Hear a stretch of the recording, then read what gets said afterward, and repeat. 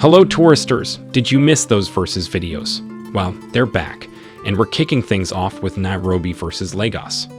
Nairobi, Kenya's capital, is mostly known for its vital role in the commercial and financial sectors of the country, which is similar to the role played by Lagos in Nigeria. Both Nairobi and Lagos have deep ties to the history of the country they are found in, and this puts both cities in a key position concerning the national heritage and culture of both Kenya and Nigeria. Lagos' network of islands, sandbars, and lagoons is its main feature.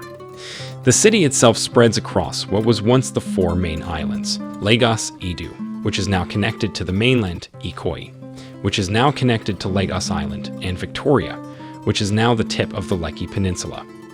Some of the original main islands are no longer true islands due to land reclamation efforts over the years. Some of Lagos's islands are connected to the mainland and to each other by a network of bridges. The highest point on Lagos Island is only 7 meters above sea level, and the entire area is low-lying. In this video, we shall delve deeply into the aspects that make both Nairobi and Lagos such great cities, and also compare and contrast both cities on several aspects regarding the overall quality of life in both cities. Because this is, of course, the new tourist, and if you've been watching our videos, then you know we love to do positive comparisons between African cities. These videos are important for people looking to move to a new place, go on vacation, or invest in a new city. But of course, we won't be taking any sides here. We're simply going to lay down the facts, and you can make a decision on which you think is the best. Let us know which of these is your best city in the comments section below. Also, clicking the like button helps our content reach more people. The value and productivity of an economy are reflected in the GDP, or gross domestic product. The GDP measures the monetary value of final goods and services, that is, those that are bought by the final user, produced in a country in a given period of time, say a quarter or a year. It counts all of the output generated within the borders of a country. GDP is composed of goods and services produced for sale in the market, and also includes some non-market production, such as defense or education services provided by the government. All of the finished commodities and services produced each year are valued in the market. We display the GDP at purchasing power parity, or PPP, to account for variations in the cost of living and inflation rates. Nairobi has a GDP of $14.8 billion, while Lagos alone is the fourth largest economy in Africa with a GDP of over $140 billion.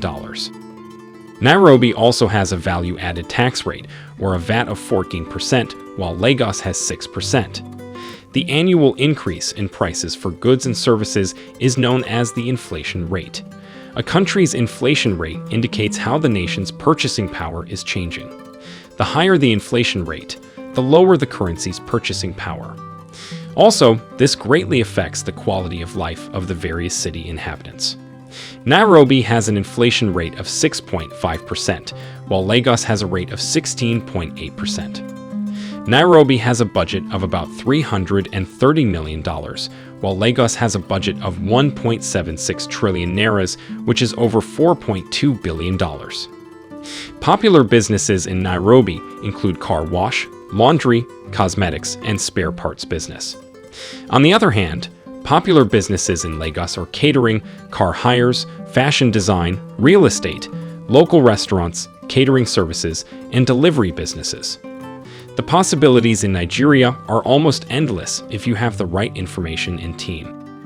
Now, one of Africa's most influential cities, Nairobi is a vital commercial and financial regional hub, home to the regional headquarters of various major international companies and organizations. It's also got the highest number of malls in Kenya. Meanwhile, Lagos is a major African financial center and is the economic hub of Lagos State and Nigeria at large. The city has been described as the cultural, financial, and entertainment capital of Africa, and is a significant influence on commerce, entertainment, technology, education, politics, tourism, art, and fashion. Public health is crucial in any part of the world, and it is even more crucial in Africa. People can extend the number of years they live in good health by preventing health problems. public health helps recognize health risks as early as feasible and responds effectively to avoid the development of disease. Nairobi has 57% public health coverage, while Lagos has 43% healthcare coverage. According to a survey by the New York Post, the more money people earn, the happier they are. Past research has suggested that earning more money makes people happier until about $75,000 a year, at which point higher salaries are no longer associated with greater well-being. On an African scale, the cost of living is lower. Hence, a smaller amount than $75,000 will still yield the same effect. That said, the average monthly salary in Nairobi is $443 and $239 in Lagos. Reduced stress, exposure to pollutants, and infectious diseases are all benefits of decent, inexpensive housing that improve both physical and mental health. Additionally, families with limited resources can use those cash to pay for food and medical care thanks to affordable housing.